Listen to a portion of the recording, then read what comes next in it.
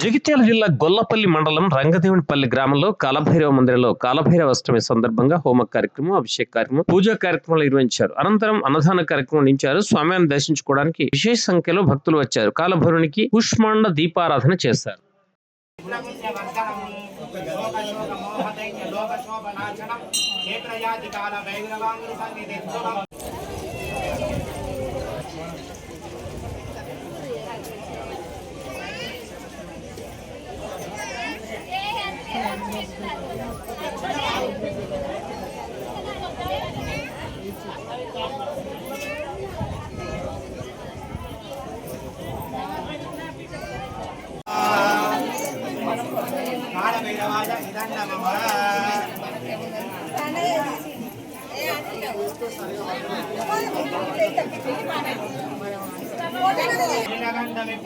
ధాన్యకం త్రిలోచనం నాడకాలమంబుజక్షమక్షదూరమక్షరం నాసికాపురాదినాదకాలభైరవం పదే స్వాహా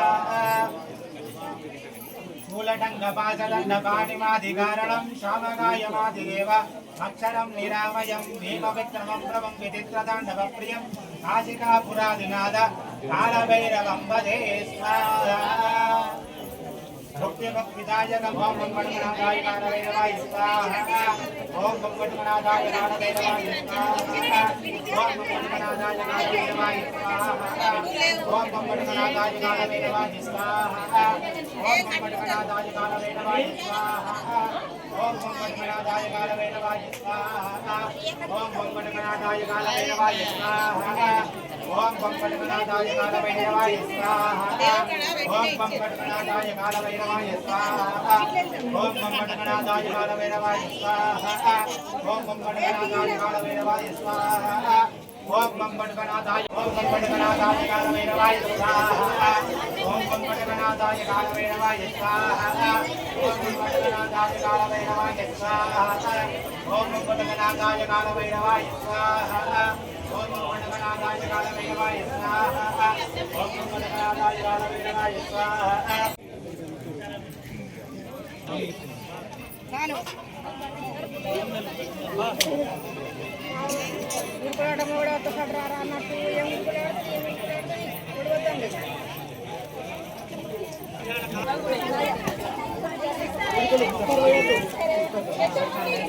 धर्ममार्गनाशनं कर्मवाचमोदकं सुधर्मदायकं देवं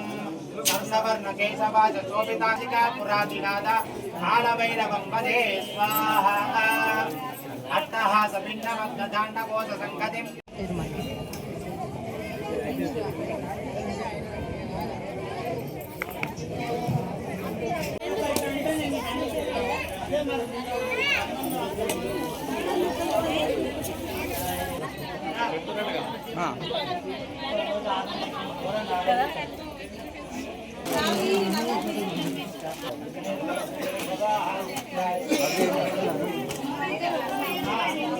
భక్తులందరికీ కూడా కాలభైరవ అష్టమి యొక్క శుభాకాంక్షలు తెలియజేస్తూ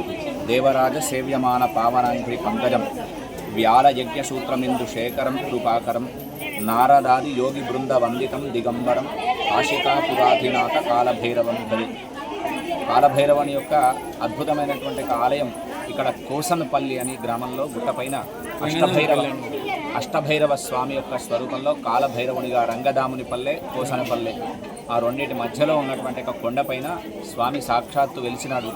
అయితే ఇక్కడికి రావడానికి భైరవుడు అన్ని చోట్ల తిరగడానికి ప్రధానమైనటువంటి కారణం ఏమిటి అంటే సాక్షాత్తు బ్రహ్మదేవుని యొక్క శిరస్సును ఖండించినప్పుడు శివుని యొక్క ముడుల నుంచి వచ్చినటువంటి ఒక దివ్య రూపమే భైరవుని యొక్క రూపం. అటువంటి భైరవ రూపానికి బ్రహ్మహత్యాపాదకం పోవాలి అంటే ఏం చేయాలని చెప్పేసి ప్రతి దేశంలో ఉండేటువంటి ఒక పుణ్యక్షేత్రాలు తీర్థాలు అన్నింటిళ్లలో తిరిగి అందరి ఇళ్లలో భిక్ష ఎత్తుకొని వెళుతూ ఉంటే ఎత్తుకున్నటువంటి ఒక సమయము చేత జ్ఞానము చేత సాక్షాత్తు లక్ష్మీనారాయణుల యొక్క వైకుంఠ ధామంలోనే భిక్ష ఎత్తుకోవాలనేటువంటి ఆలోచన చేత దేవతలందరూ చెప్పి ఉంటే శివుని ఆజ్ఞను మీరి శివుని ఆజ్ఞను పాటించి సాక్షాత్తు వైకుంఠానికి వెళ్ళి లక్ష్మీదేవి యొక్క పరిపూర్ణ అనుగ్రహము చేత అక్కడ భిక్షాపాత్రలో భిక్షను తీసుకొని బయలుదేరి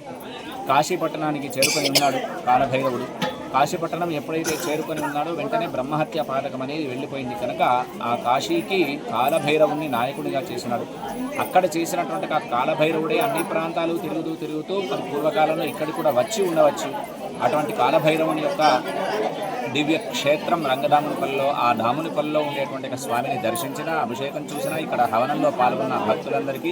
వాళ్లకు ఉండేటువంటి భూతాదిక బాధలే కాకుండా మనకు తెలిసింది ఏంటంటే ఎవరో తంత్రప్రయోగమో ఏమో చేస్తేనే భైరవుని యొక్క ఆరాధన చేస్తే పోతుంది అని